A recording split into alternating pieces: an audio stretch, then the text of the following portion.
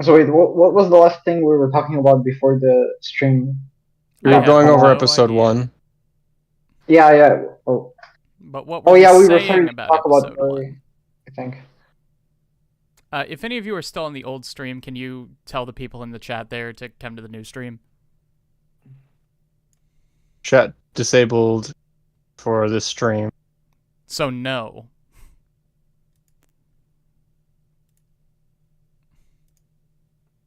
Hello. Hello, Tino and Ben and Katara and Nomad. Welcome. Okay, there. All right, The we're Nomad back. is back.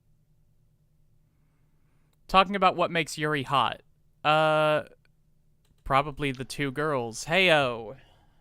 No, Yuri's just hot on his own. Have you seen that face? Listen, every time Yuri looks at Joe with those like deep sunken eyes, I feel that. I feel something there. We can go on to episode 2 though. Yeah, I just don't like Yuri as a character. Let's talk about him. I love Yuri as a Oh, character. I don't care for him. He's a good goal Is as like he? a Yes. I'd say, Episode like, 2. yeah. The man only dies once / no man has ever died twice, mumbled the gambler. Nambu is unable to stop the match between Junk Dog and Yuri as the boss of the underground ring has allowed it to go ahead. Yuri gives himself a handicap by only fighting with one hand, but Junk Dog forces him to fight with both hands. Nevertheless, Junk Dog is knocked out in the first round. Junk Dog gets up as Yuri is leaving and tells him that he still isn't satisfied. Yuri tells him that if he wants to fight him again, then he needs to work his way up in fighting him in a proper Megalonia match. While out riding his motorcycle, Junk Dog sees a billboard that says it's a wonderful district life, not for your average Joe, which further inspires him to enter Megalonia. Nambu tells him that he would need a citizenship ID to enter the tournament. Junk Dog states that defying Nambu and fights with his full strength, easily defeating his opponent in a fight he is supposed to lose. This gets Nambu in trouble with the boss Fujimaki, who runs the underground ring. Nambu manages to bargain his way out by telling Fujimaki that he'll pay him back with the money he'll earn when Junk Dog wins Megalonia. Fujimaki compiles and creates a forged ID for Junk Dog, who chooses the name Junk Dog. Hello. I feel like This is where we get my boy Geto Hachio, right? Everyone's favorite Nazi-themed boxer. Yeah. that. Yeah, that's where you get him. He just Do you think that immediately was gets intentional? one shot. No, that was episode 1. Episode is 1 is where we get Geto Hachia? Yeah. Ah, dude. Oh, my man. Geto Hachia is one of the characters of all time. That's all I have to say about him. He's nothing. Yeah, anyway. I think the main thing we can talk about really here, I don't think there's You're welcome, anything much to Yako. discuss, but we can talk about Yuri, unless you want to save that for later. No, we can talk about Yuri now. I Can I- love this man. Can I ask something about Yuri? It has to do with episode 1, but I don't think I remember exactly why the two of them were about to start fighting. They're about to start on the road. They're about to start fighting because Joe said, "Hey Yukiko, your idea of Megalonia is fucking shit. This isn't how real men fight." And Yuri was like, "Hey, take that back." I'm a real man. And then they longingly stare into each other's eyes. I also interpreted it kind of as a fighting for the woman's honor kind of thing. I think it's more fighting for his own honor. I think that Yuri doesn't know what his own honor is at this point in the show. correct, but he knows he has it. I guess, in a sense, fighting for the woman's honor is fighting for his own honor here. Since he is leashed dog to Junk Dog. True. Yuri is kind of boring. I don't know. I mean, I guess he doesn't appear that much for. Yuri is one note. He honestly almost comes off like a boss in some things where it's like he appears in the background, kind of controlling the stream. No, I like that comparison. He is very much like a Bowser figure. Yeah, because he's the end goal. He needs to fight through these different characters. He is Mike Tyson in Mike Tyson's Punch-Out. Practically. You have to go and fight all the other boxers before you can get to Mike Tyson. Yeah, that's basically just it. Like, I mean, there's that, yeah, that's a funny comparison, but Yuri has a lot more to him than I feel like you guys are giving him credit. Sure. I'm not saying that that's not true. We get more depth later on, but through most of the show, he is basically just a boss character. Mm-hmm. He Like, until like the last couple episodes where we actually get more of his backstory, he doesn't really have that much of a presence in the show outside being the guy looming over watching him Joe grow. That is the thing, is that it's not that there's nothing to this character. He just doesn't have much screen presence. Until the end. Even in the end, like, whenever he's on screen, it doesn't have the impact that I think it was going for. It's very soft. Everything with his character is really soft. Mm-hmm. Giggity. Hey. I wanted to at least make that joke. Anyway.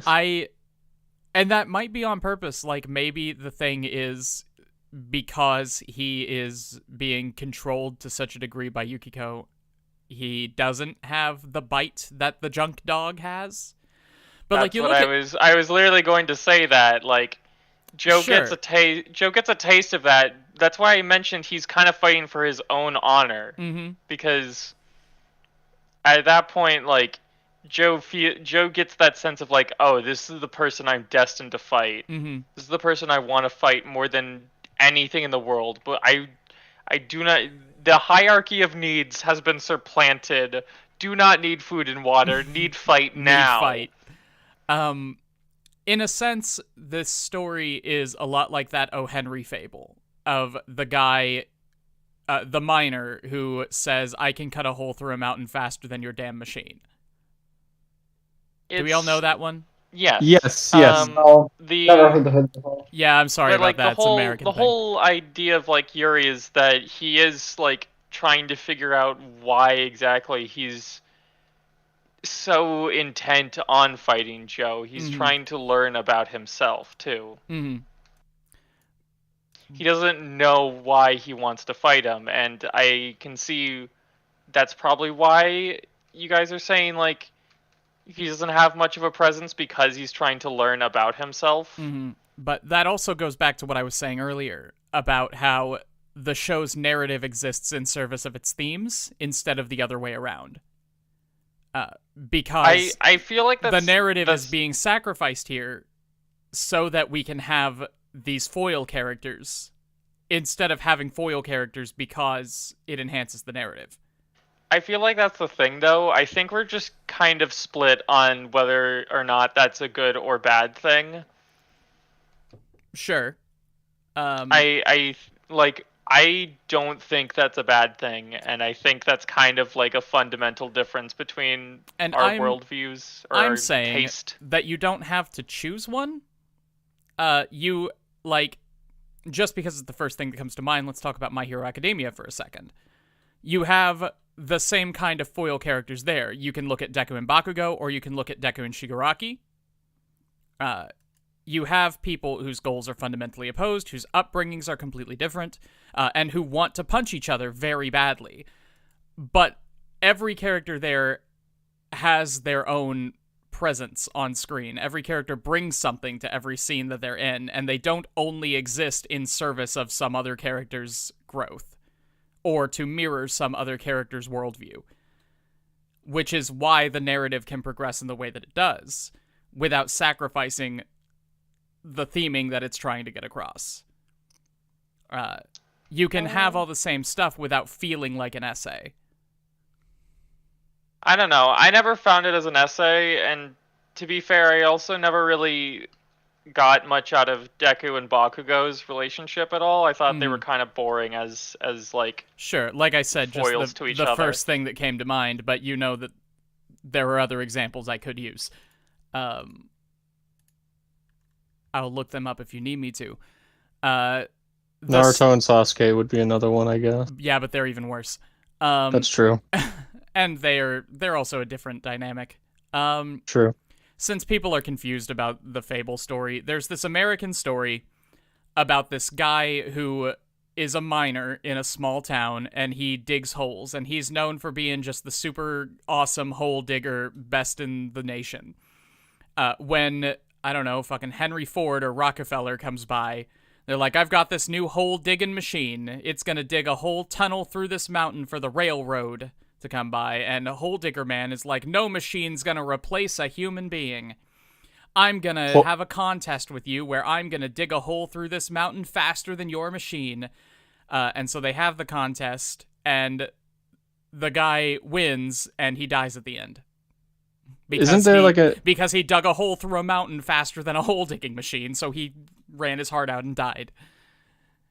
I remember a similar story, but it's with laying rail lines, and he doesn't die at the end until like pushes himself too hard or something. Mm-hmm. After he lost already, or there's a version where he wins too. I don't know. But it feels like there's so many variations on that story. Mm-hmm. John Henry, that's the guy. There's a lot of variations on that story because it was very. I remember when that story came out. Pretty sure it was like pre-World War II, and it was about a black man, so that probably explains why there's so many versions. Yes.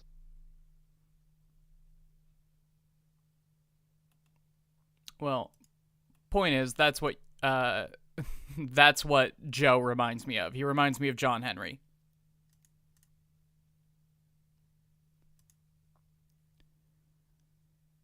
Right, but I mean, I feel like the connection is made weaker by the fact that the reason why he's the gearless Joe is kind of based on the contingency that his gear broke.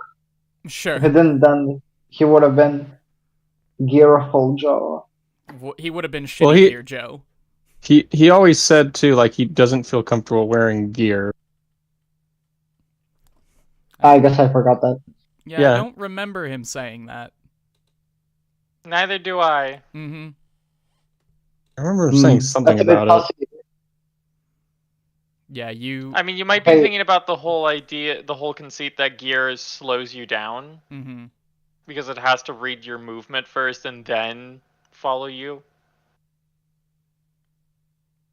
Yeah, the gear was holding him back every time he wore it. It's when he was doing a rigged match. Yeah, that's thematic reasons. Mm-hmm. This show loves its theming, which is why I like it, because I've never seen a show go so hard into its theming. Have you not seen Evangelion? I actually haven't. You would love Evangelion. I actually watched the first few episodes, and I didn't really care for it much. I prefer Gurren Lagann. Mm-hmm.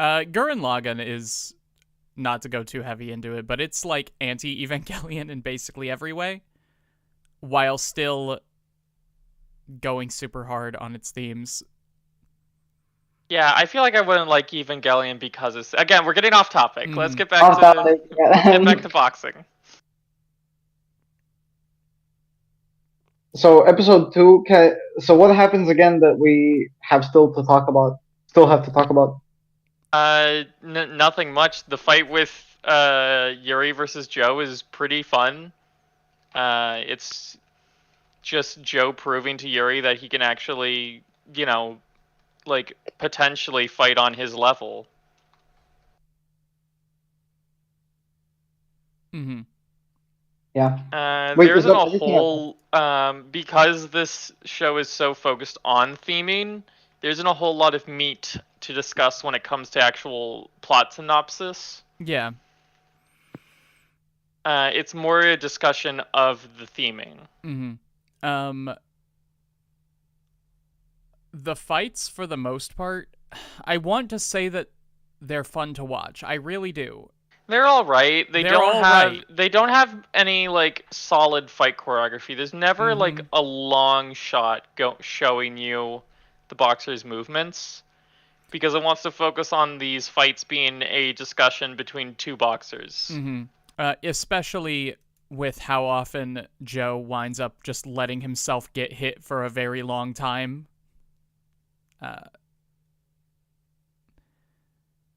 You mean when he stays down on the floor until No, when he's got his not- guard up and he's letting the other guy wail on him to either reduce their stamina or find an opening or something. Yeah. It's this show ain't Chainsaw Man. Yeah, I have This to show say, ain't Chainsaw Man. That's the tagline, Mhm. folks. No, it's I was kind of surprised that the show didn't have as much fighting. It didn't have that much fighting for a boxing show. I thought it would be like the meat of every episode. Yeah, again, it's a boxing show that does not care about Mhm. being a boxing show. yeah, but it's also a steampunk show that doesn't care about being a steampunk show. Like, it doesn't care about what kind of show it is, really. Well, Um, it kind of does. It wants to be an underdog show. That's fair. I just think that you could have taken this story and put it in pretty much any setting that has a competition and done it fine. It didn't. I'm saying the same thing as Scrub. It doesn't care about being a boxing show. It doesn't care about being a junk punk show. Those are just the choices it made, and they're fine choices. I just wish they were integrated a little bit more with the narrative.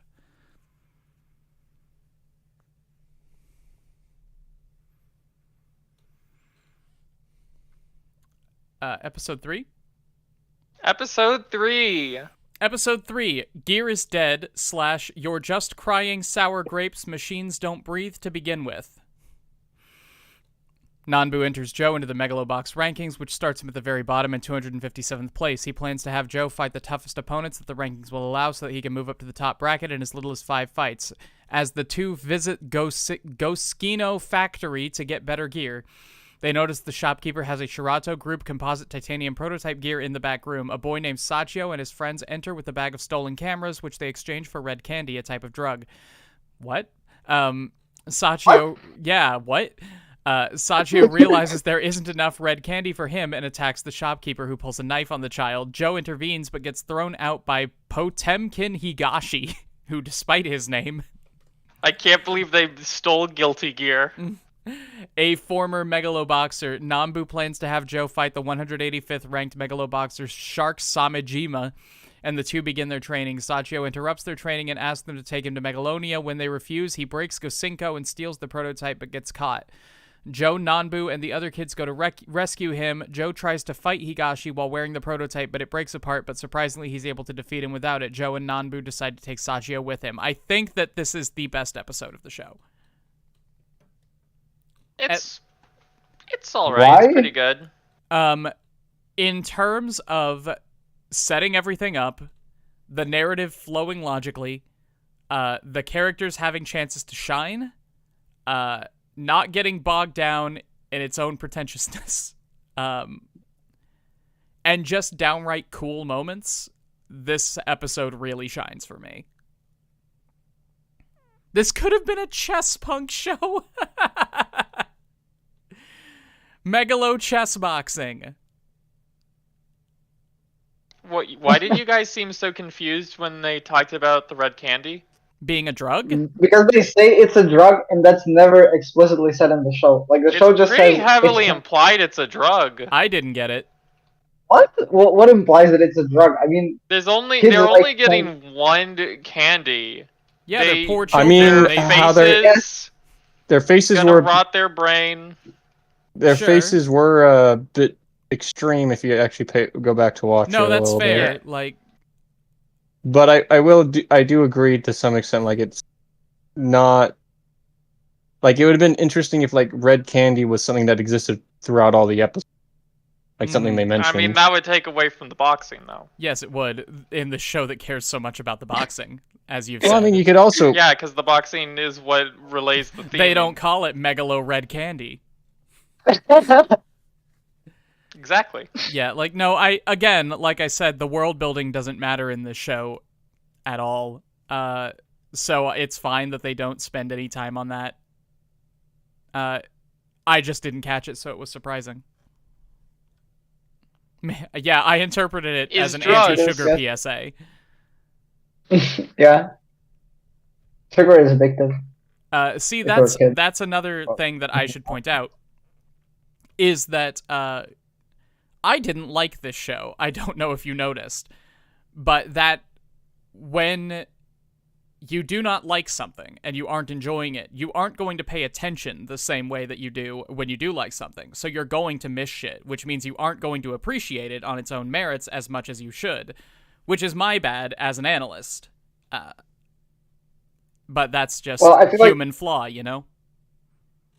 I mean, I don't feel like you should blame yourself too much because I didn't realize it's it. My bad. It's my fault. And, like, it's just the one way you can read the whole scene. It's still not entirely explicit. That's actually the case. But yeah, I think that at the moment, I'm saying that this is the best episode of the show for me. It's the one that grabbed me the most and the one that I think had the most potential to make this a unique show. Because this is the one where Gearless Joe is born. And Gearless Joe is the whole thing that makes this at all special. If Joe had gear, then I would have been bored to death the whole time. I was mostly bored anyway because the lack of gear doesn't matter, as we've already discussed. But even if Joe had brought his shitty gear to the fight, it just would have been another underdog story. Here, they start as an underdog story, and then they dig themselves a nice little hole. I love the angle that we're going to get into in episode 4. I'll save it for then. But the fake out with the prototype gear was fantastic. It was really good, just watching it crumble off. Yeah, no, like, because they go to this shop, and they see the prototype gear, and it's like this fancy-ass Shirato AI-powered, skin-integrated, like, mega super chocolatey fudge-coated mega super gear. You're like, okay, Joe's going to get that gear, and then he's going to be able to compete on the world stage, and people are they still aren't going to take him seriously because he's a fucking junk dog in the junkyard. Don't make tombstones for stray dogs. And then he's going to get that gear, and he's going to fight. And that's how he's going to meet up with these kids, and they're going to join his team. They're going to steal this gear for him, and then they're going to be part of the crew now, and we're going to get the gang together, and that's going to be the whole thing. Trope after trope after trope after trope. And then they get the gear, and they fight Truckman, and Truckman punches it apart. Which is fantastic. Just having this gear broken to pieces in episode 3, when they made it out to be the MacGuffin of the whole show, is incredible. I wish it mattered more, but it is incredible all the same. Yeah.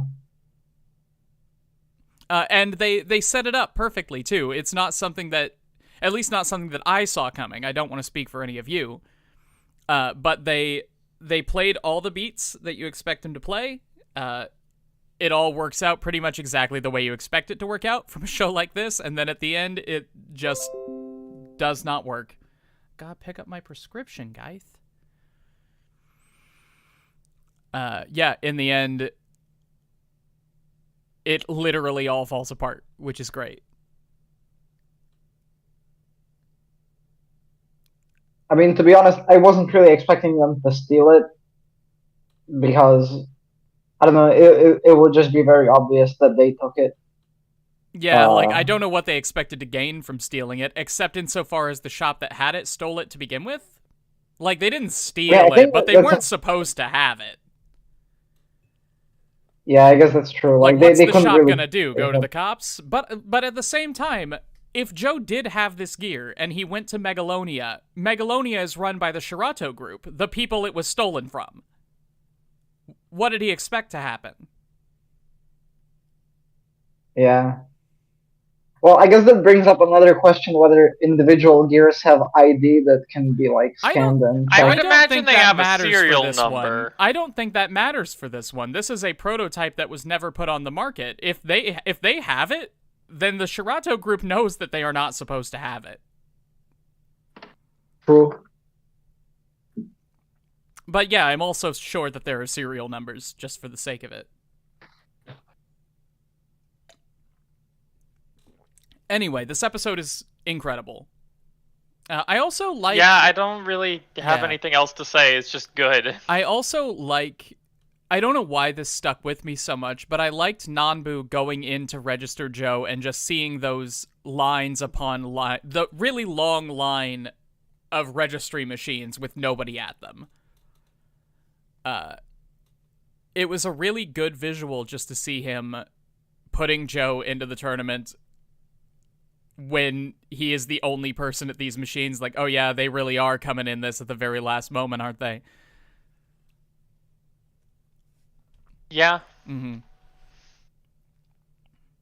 It really just... It gave you that lonely, overbearing feeling. Can we talk about Sachio? Because I have no idea how I feel about him. Yeah, okay, let's talk about Sachi. I was gonna save it for another time, but Sachio is a character where I understand why he's there. I don't necessarily hate him, but I also think that it's quite possible for you to just Ignore take him out of the story and do a couple rewrites and you're good. Sure. Like, Yeah,